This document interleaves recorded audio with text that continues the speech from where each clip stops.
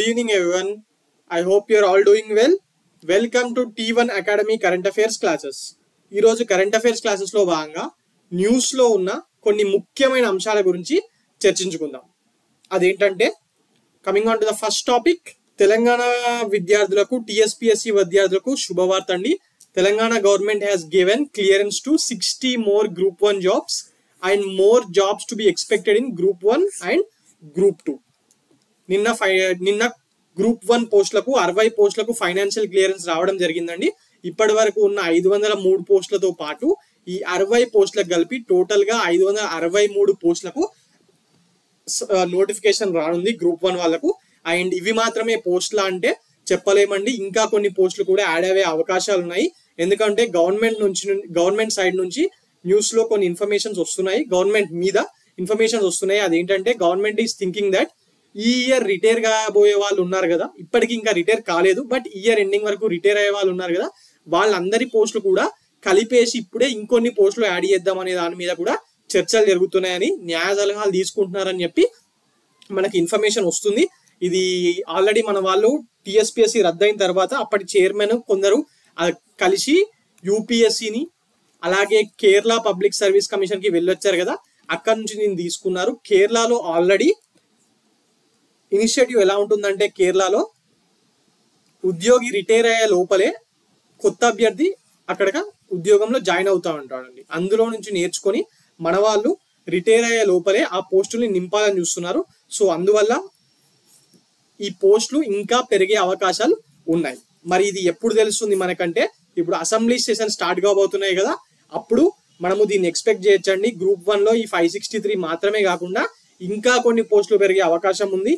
అలాగే గ్రూప్ 2 పోస్టులు, గ్రూప్ 3 పోస్టులకు సంబంధించిన ఇన్ఫర్మేషన్, పోస్టులు, ఆ ఎగ్జామ్లు ఎప్పుడు పెడతారు, ఆ జాబ్ క్యాలెండర్, ఈ అన్నిటికీ సంబంధించి అసెంబ్లీలో మన సీఎం రేవంత్ రెడ్డి గారు దీనికి సంబంధించి మాట్లాడతారని చెప్పి మనకు ఇన్ఫర్మేషన్ బయటకు వస్తుంది.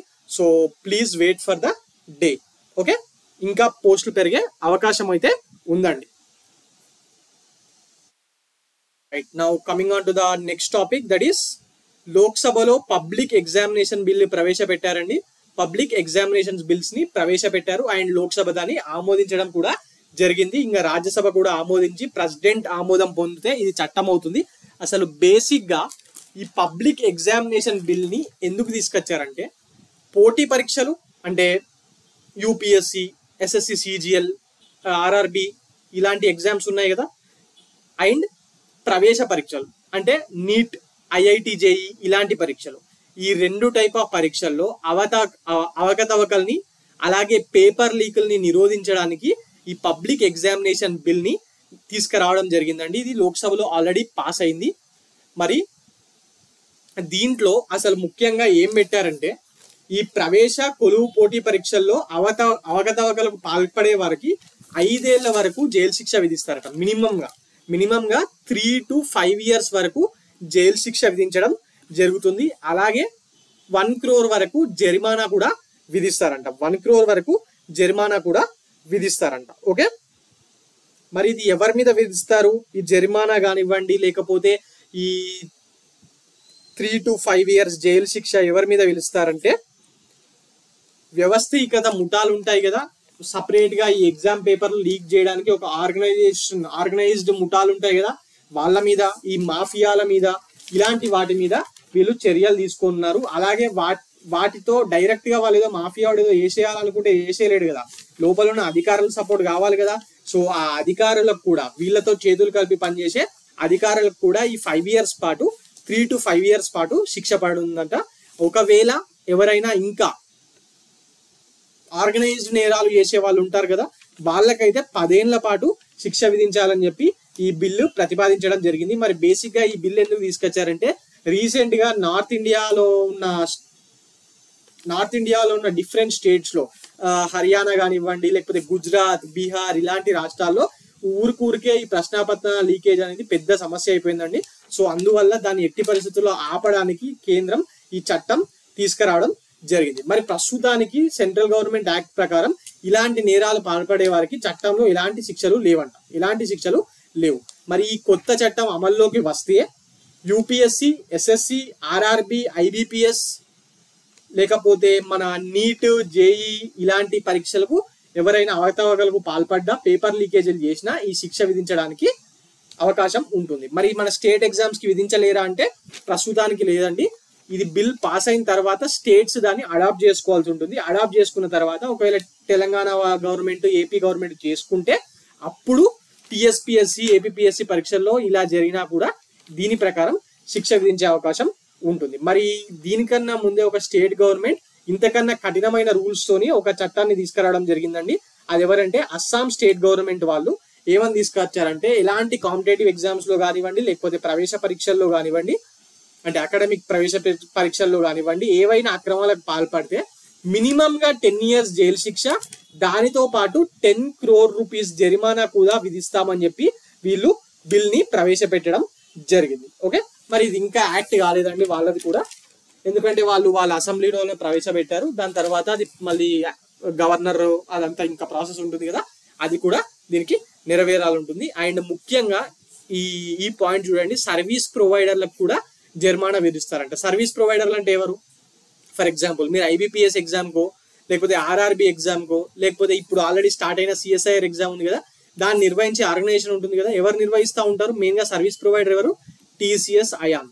ఒకవేళ వీళ్ళ ద్వారా లీక్ అయింది అనుకోండి, వాళ్ళకు ₹1,00,00,000 జరిమానా విధిస్తారంట. దాంతో పాటు ఆ ఎగ్జామ్ నిర్వహణకు అయిన ఖర్చు ఉంటుంది కదా, దాన్ని కూడా మొత్తంగా ఆ ఆర్గనైజేషన్ నుంచే రికవర్ చేయాలని చెప్పి ఈ బిల్లులో ప్రతిపాదించడం జరిగింది. మరి దాంతో పాటు ఇలాంటి ఆర్గనైజేషన్స్ కి 4 years పాటు మళ్ళీ ప్రవేశ పరీక్షలు నిర్వహించే ఇది వాళ్ళకి ఇవ్వకుండా బ్యాన్ విధిస్తారంట. ఓకే, బ్యాన్ విధించడం కూడా జరుగుతుంది. మరి ఎలాంటి అవకతవకలు? అప్పటి నుంచి మీరు అవకతవకలు అంటున్నారు కానీ ఏంటో చెప్పట్లేదంటే మాస్ కాపీయింగ్ ఉంది, లేకపోతే మన ఆన్సర్ షీట్స్ తారుమారు చేయడం, ఓఎంఆర్ షీట్లను ట్యాంపరింగ్ చేయడం, ఇవన్నీ కూడా ఆ నేరాల కిందకే వస్తాయి. మరి ఈ కేసుని ఎవరు విచారిస్తారంటే మినిమం డిఎస్పీ స్థాయి అధికారి, మినిమం డిఎస్పీ స్థాయి అధికారి దీన్ని ఇలాంటి కేసులో విచారణ చేయాల్సి ఉంటుంది. ఓకే, స్టేట్ లెవెల్లో అంటే ఒకవేళ సెంట్రల్ గవర్నమెంట్ ఎగ్జామ్ పేపర్ ఏదైనా స్టేట్ లో లీక్ అయినప్పుడు, లేకపోతే సెంట్రల్ గవర్నమెంట్ అక్కడ సరిగ్గా జరుగుతలేదు అనుకుంటే సిబిఐ కూడా సిబిఐ లాంటి నేషనల్ ఏజెన్సీస్ కూడా అప్పగించే అధికారం ఈ బిల్లు గవర్నమెంట్ ఆఫ్ ఇండియాకు కల్పిస్తుందండి. Okay, right. Now coming on to the next topic, that is Grammy awards. Grammy awards news లో ఉన్నాయి. ఈ year Grammy awards the function జరిగింది కదా మొన్న. మరి ఇందులో మనకేంటి అంటే మన ఇండియా నుంచి 5 చాలా సంవత్సరాల తర్వాత 5 ఈ అవార్డ్స్ ని గెలవడం జరిగిందండి. మరి బేసిక్ గా ఈ అవార్డ్స్ ఎందుకు ఇస్తారు? మ్యూజిక్ సంగీత ప్రపంచంలో అత్యున్నత పురస్కారాలండి ఈ గ్రామీ అవార్డులు, అత్యున్నత పురస్కారాలు. మరి ఈ ఇయర్ 5 భారతీయులు వాటిని కైవసం చేసుకున్నారు. మొన్న February 4th రోజు అమెరికాలోని లాస్ ఏంజలస్ లో జరిగిన ఈ అవార్డ్స్, ఇది 66th అండి, ఇది 66th టైం 66th గ్రామీ అవార్డ్స్ ఇవి. మరి ఇందులో మన ఇండియా నుంచి 5 దట్ ఈస్ తబలా విద్వాంసుడు అయిన జాకిర్ హుసేన్, అలాగే singer Shankar Mahadevan. I have given the list here, ఇది ఆ list. Tabla player Zakir Hussain, singer Shankar Mahadevan, flute player అయిన Rakesh Chaurasia, and violinist Ganesh Rajagopalan and Selva Ganesh Vinayakam.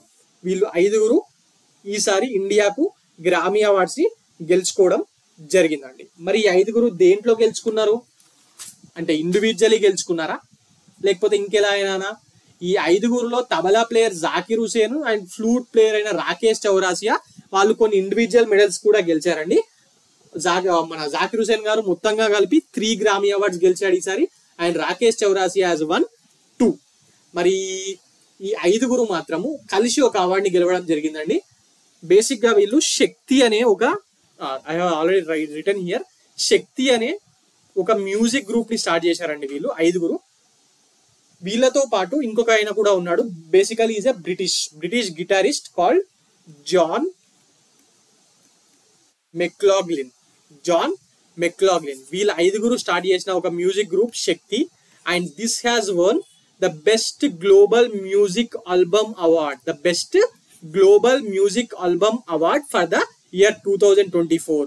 మరి ఆల్బమ్ పేరు ఏంటంటే వీళ్ళు చేసిన ఆల్బమ్ పేరు దిస్ మూమెంట్. ఒక ఆల్బమ్ లో చాలా సాంగ్స్ ఉంటాయి కదా, ఎస్ ఆ ఆల్బమ్ పేరు this moment.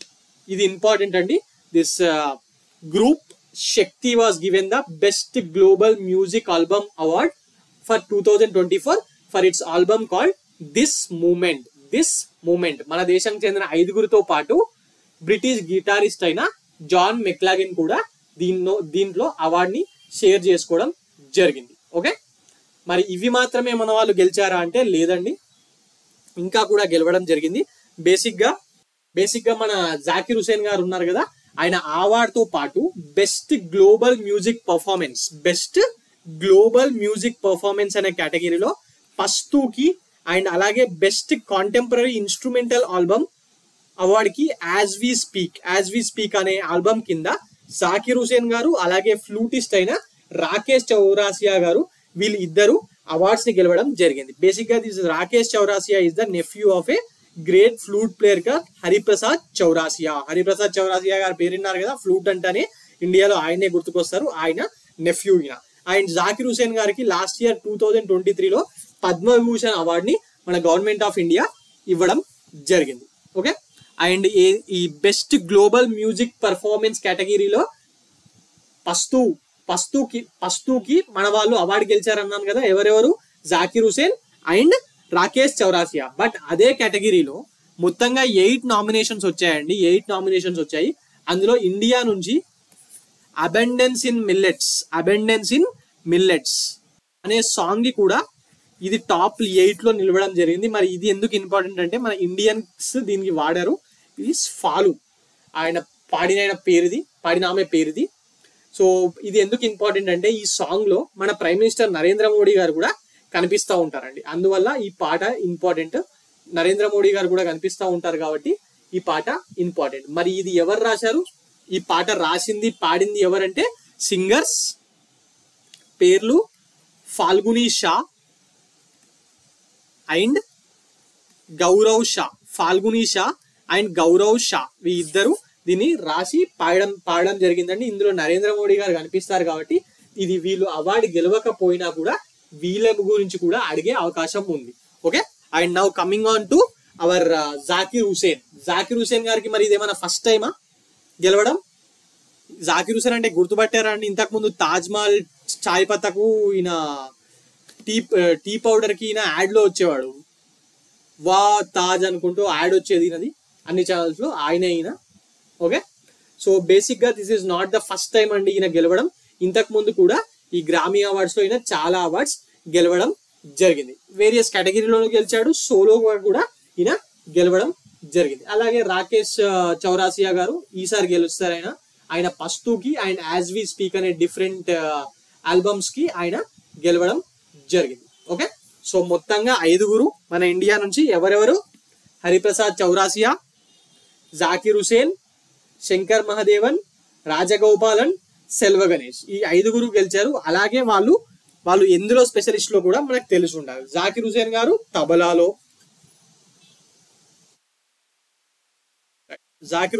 Tabla player, Rakesh Chaurasia is a flute player, flute వాయిస్తా ఉంటాడు. శంకర్ మహాదేవన్ సింగర్, మన తెలుగు సినిమా పాటల్లో కూడా చాలా వాడాడు ఆయన.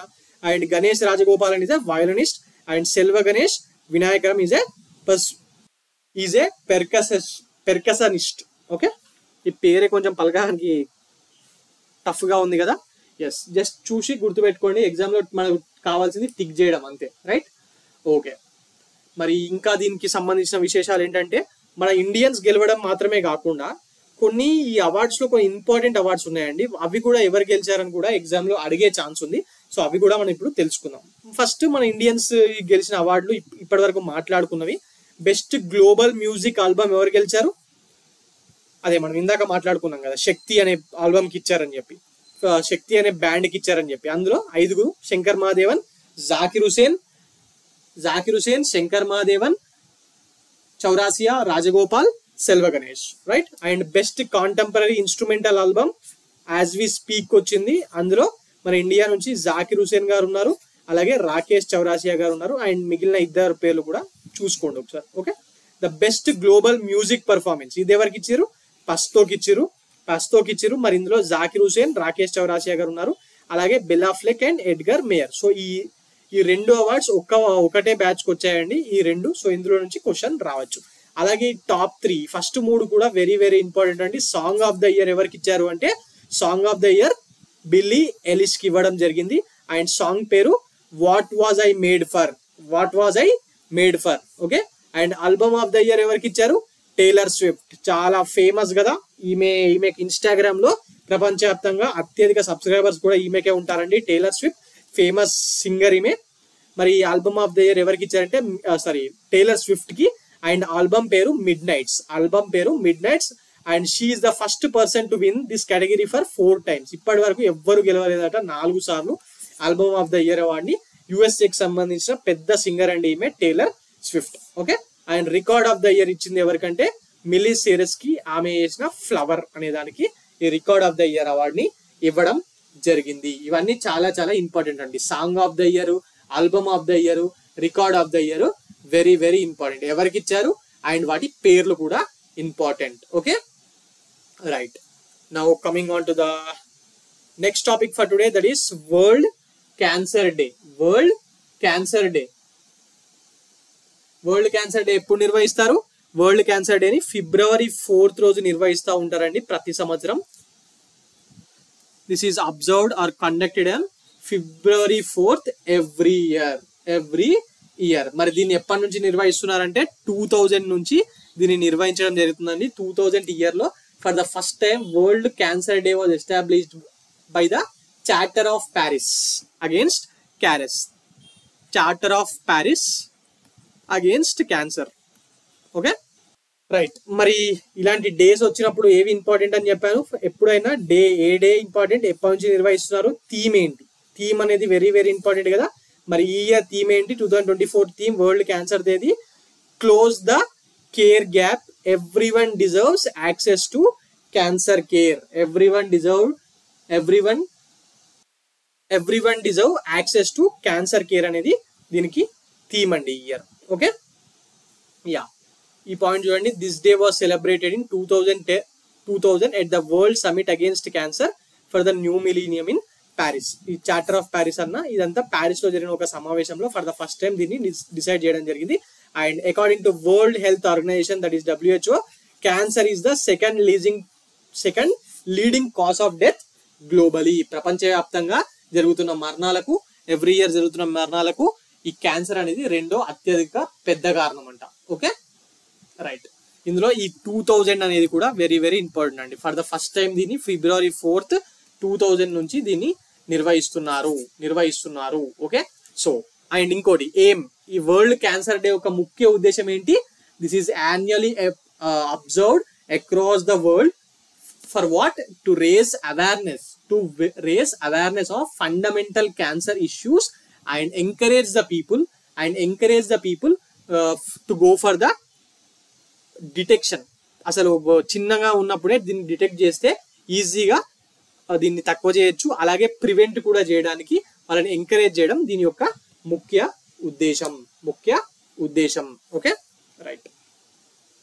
Now coming on to the next topic for today, that is DRDO కి సంబంధించి ఒకటి న్యూస్ లో ఉందండి. ఏంటంటే DRDO has successfully conducted 4 flight trials of high speed expendable aerial target called Abhyas. ఈ హై స్పీడ్ ఎక్స్పాండబుల్ టార్గెట్ ని హీట్ అని కూడా పిలుస్తూ ఉంటారు, HEAT.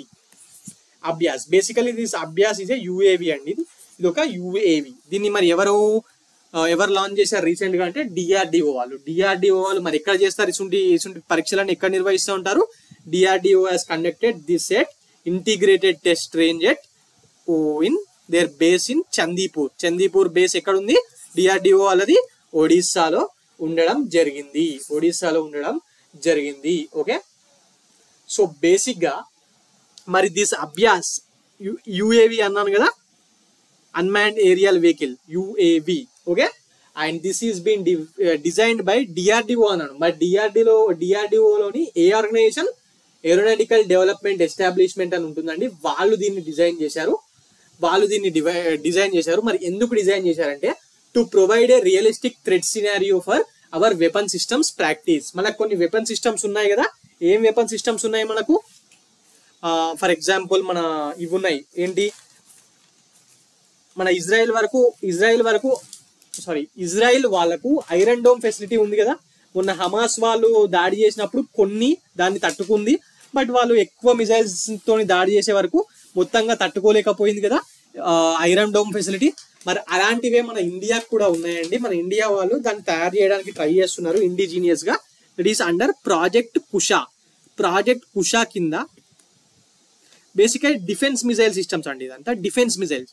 ఎవడైనా మిసైల్స్ మన దేశం మీదకి ప్రయోగిస్తే డైరెక్ట్ గా రాడార్ అది కనుక్కున్నప్పుడు యాంటీ మిసైల్ డిఫెన్స్ సిస్టమ్ ఉంటుంది కదా, అవి వెళ్ళి దాన్ని కూల్ చేస్తూ ఉంటాయి. అదే ఐరన్ డోమ్ యొక్క స్పెషాలిటీ. అది ఈ ప్రపంచంలోనే గొప్ప డిఫెన్స్ మిసైల్ సిస్టమ్ అని చెప్తా ఉంటారు ఇజ్రాయెల్ వాళ్ళది. మరి మన ఇండియా వాళ్ళు ప్రాజెక్ట్ కుషా కింద ఇలాంటి మన ఓన్ ఐరన్ డోమ్ ని తయారు చేయడానికి ప్రయత్నిస్తున్నారు.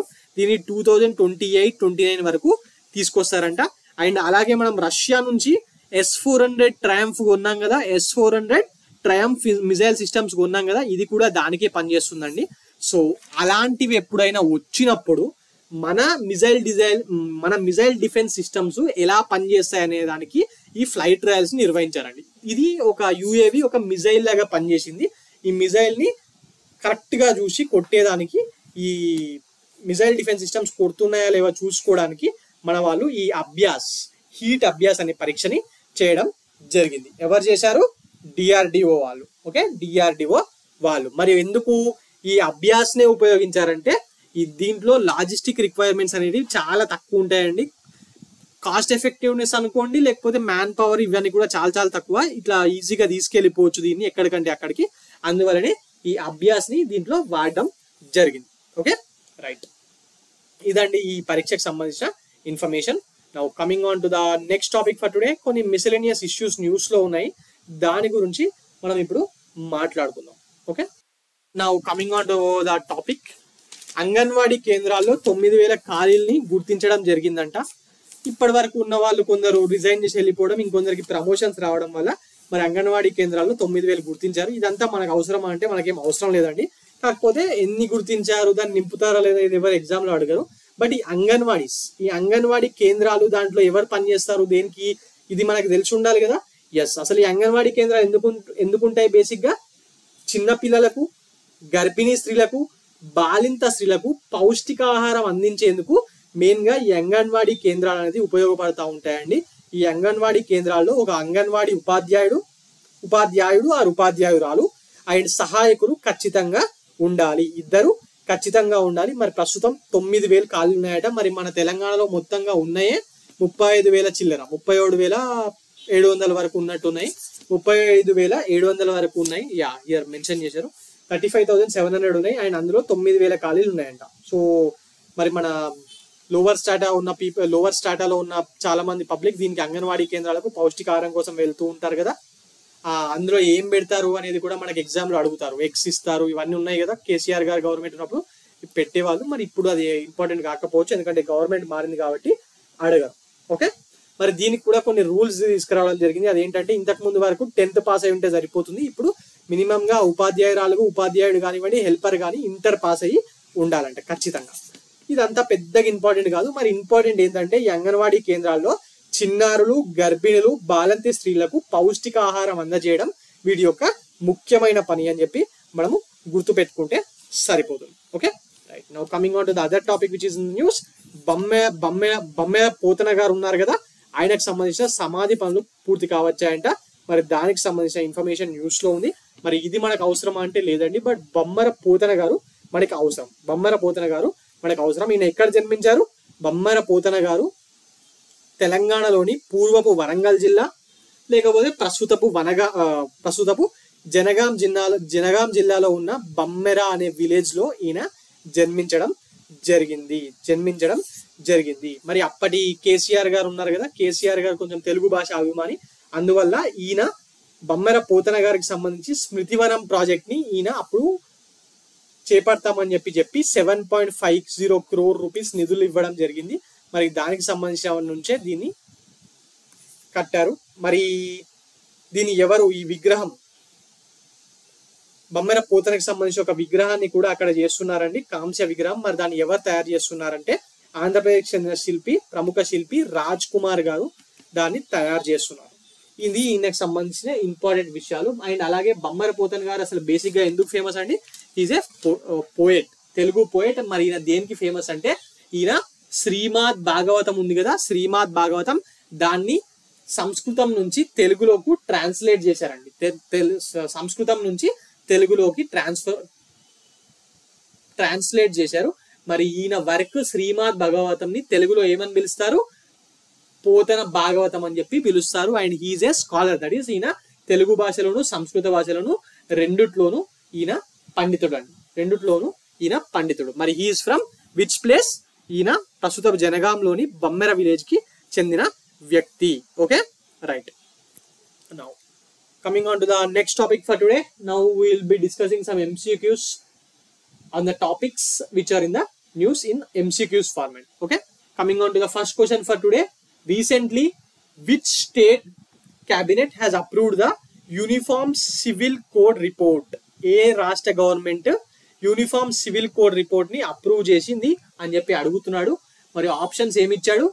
Rajasthan, B Uttar Pradesh, C Uttarakhand, D Himachal Pradesh.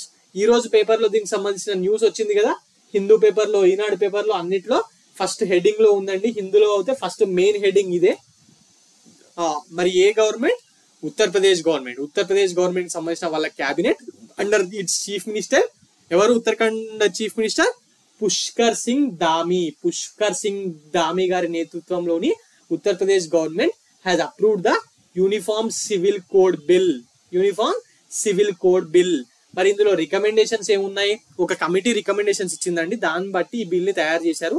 మరి ఆ కమిటీ చేసిన రికమెండేషన్స్ దేని మీద ఉన్నాయంటే, that committee has recommended that పాలిగామీని బ్యాన్ చేయడం, టోటలీ ఏ రిలీజియన్ వాళ్ళకైనా పాలిగామీని బ్యాన్ చేయడం, అంటే ఇది రెండు పెళ్లిళ్ళు చేసుకోవడం అని. అండ్ చైల్డ్ మ్యారేజెస్ ని బ్యాన్ చేయడం, అలాగే కామన్ మ్యారేజబుల్ ఏజ్ ని అన్ని మతస్థులకు, అన్ని ఆ రాష్ట్రంలోని అందరికీ కామన్ మ్యారేజబుల్ ఏజ్ ని తీసుకురావడం, అలాగే లీగల్ గా కొన్ని లీగల్ గ్రౌండ్స్ ని తీసుకొస్తున్నారంట. డైవర్స్ కి సంబంధించి, డివోర్స్ కి సంబంధించిన విషయాల మీద లీగల్ కామన్ యూనిఫామ్ గ్రౌండ్స్, అంటే ఇంతకు ముందు హిందువులకు సపరేట్ ఉంటుండే, ముస్లింలకు సపరేట్ ఉంటుండే, అట్లా కాకుండా యూనిఫామ్ గా అందరికి ఒకటే తీసుకురావడానికి ఈ కొత్త చట్టంని వీళ్ళు తీసుకురావడానికి ప్రయత్నిస్తున్నారు. Okay, right. ఏది? ఏ స్టేట్ గవర్నమెంట్, ఏ క్యాబినెట్? ఉత్తరాఖండ్ కి సంబంధించిన cabinet. Right. Now coming on to the next topic for today. Recently, which country has become the first European country to accept unified payment interface system? మరి ఎవరన్నాను? మనం already class లో discuss చేసుకున్నాం కదా, దీని మీద question ఖచ్చితంగా వస్తుందండి. ఎందుకంటే యూపీఐ అనేది మన ఇండిజీనియస్ వ్యవస్థ, మన దేశమే తయారు చేసింది, ఎక్కడ నుంచి కాపీ కొట్టలేదు. ఆర్బీఐ గవర్నర్ గా రఘురామ్ రాజన్ గారు పనిచేసినప్పుడు ఫర్ ద ఫస్ట్ టైం 2016 లో దీనికి సంబంధించి ఒక పైలట్ ప్రాజెక్ట్ ని ఆయన నిర్వహించడం జరిగింది. అది సక్సెస్ఫుల్ అయిన తర్వాతనే దేశవ్యాప్తంగా తర్వాత తీసుకొచ్చారు. ఓకే, మరి ఇది కొత్తగా యూరప్ లో ఫర్ ద ఫస్ట్ టైం దీన్ని ఇంప్లిమెంట్ చేయబోతున్నారు. ఆల్రెడీ ఇంకా వేరే దేశాలు లైక్ సింగపూర్ లో, యుఎస్ఏలో, సౌదీలో ఇలాంటి దేశాల్లో ఆల్రెడీ స్టార్ట్ అయిపోయింది. మరి యూరప్ లో ఫర్ ద ఫస్ట్ టైం ఏ దేశంలో దీన్ని యాక్సెప్ట్ చేస్తున్నారు? ఆప్షన్స్ ఏమి ఇచ్చాడు? Germany, Italy, France, Spain. మరి ఆన్సర్ ఏంటి? స్పెయిన్. స్పెయిన్ లోని ఈఫిల్ టవర్ దగ్గర ఫర్ ద ఫస్ట్ టైం దీన్ని యూరప్ లో ఇంట్రడ్యూస్ చేయడం జరిగింది. మన ఇండియన్ ఎంబసీ వాళ్ళు దీన్ని అక్కడ ఇంట్రడ్యూస్ చేశారు. ఓకే, మరి యూపీఐని అసలు ఎవరు డెవలప్ చేశారు?